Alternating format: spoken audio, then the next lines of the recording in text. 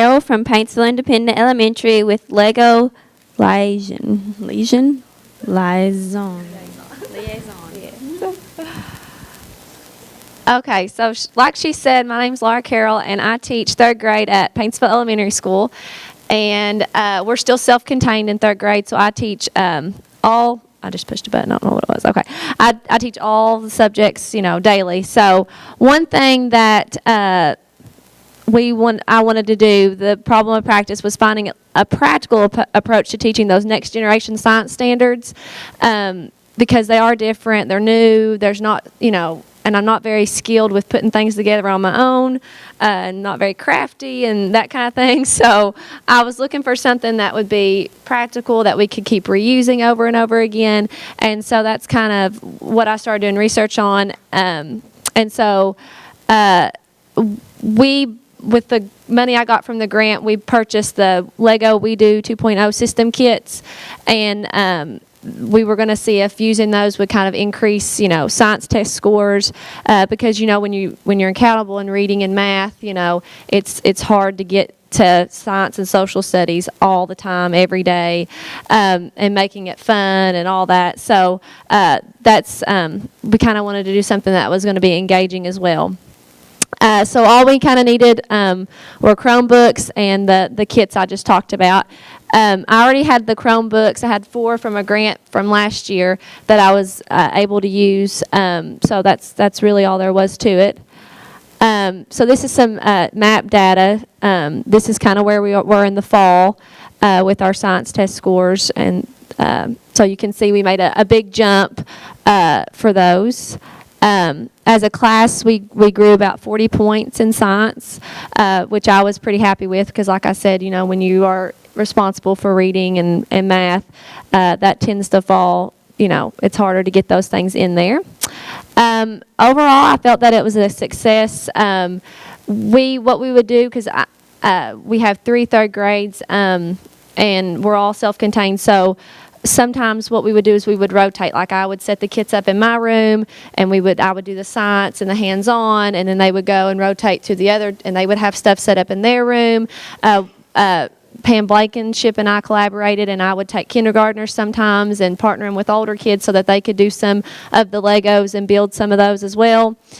So it wasn't just something that stayed just in my room. It's something that kind of was something that touched a lot of different kids and different grade levels as well.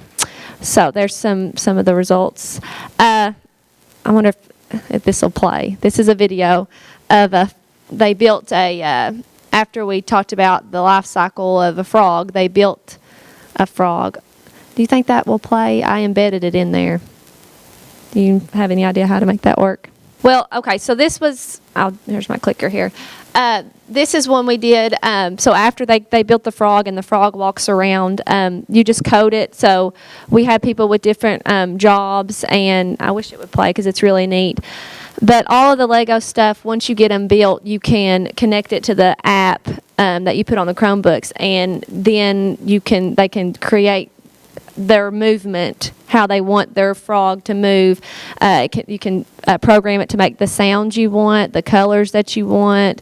So they really have a lot of fun with it. So this is the little frog, and it'll walk around the room and move, and that's the app. The app, it really is user-friendly. I'm not very good with stuff like this. And the thing I like about it is when we're done, we just make sure the pieces go back where they go. And then when we want to do another activity, we pull the little kits back out. And so I'm not sitting there buying stuff to feel or, And I like the STEM activities that people do, but I wish I was better at that stuff and going and finding the little straw. I'm just not good at that. So this was better. This is a picture of the frog up close, and so that's sort of what they wanted it to look like at the end. That's the kit. See, it's real simple. It's got it's got stickers so that they know where to put the pieces back when they're done. So we did several. They did one where, and they all are centered around the standards. You can just go and pick one you want to do. One we had like a bumblebee. They created a bumblebee in a plant, and the bumblebee would fly around the plant. One, they built an airplane, and the chain would come down. Like it was, I think about how to, like, if there's natural disasters, how the plane would get supplies down. So, and it's engaging. It's not something that, you know, is boring. It's something that they want to do. One of the teachers I teach with, she has a tough class behavior-wise. And so we were talking about rotating. She was like, well, you can take them if you want. And I was like, well, I'll try, you know. And so they walked in, and I was like, listen, if you can't do this, you can go. And they were like angels, you know, because they wanted to do it. You know, it was something that they wanted to do, and they were, you know, for an hour and a half, they were really, really good. So it really cuts down on behavior, and you really are more of a facilitator. You just kind of, and then there was like days where we would have like grandparents' day, and then half the kids would check out. You know how that is. And then I had all the kids not want to leave because we were getting the Legos out. And so on days like that, I would just give them the kits and let them create their own, whatever they wanted it to be. They made cars to see how fast that they could go. So they're really, I would recommend them. I think I got $1,000 from KVEC, and then we get $300 through SiteBase, and I spent like $150 of my own money on top of that. So not my own money, but my SiteBase money. So there's another picture there. So I would really recommend them. They're really easy to use. You just download the app, have them put together what you want, and it's just an easy way to integrate, especially if you're self-contained, science, and make it engineering and coding, and it's all there in one place, and you don't have to try to piece the puzzle together. So that was my grant, and that's something I'll be able to use forever. So I'm very thankful for the opportunity. So that's it. Yes, yeah, go ahead. I listened to the grant and the money. What was the total cost of one? One is like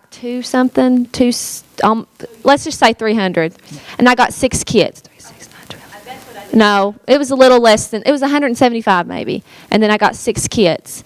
So I was able, with my class size and the others, 4 per kit. So it worked out really well. They're really meant, like when you look online, they're really meant for 2 kids. But like what I did is I just made roles. Like we had a peacekeeper, so they were in charge. Nobody could touch pieces because I didn't want everybody sticking hands in there.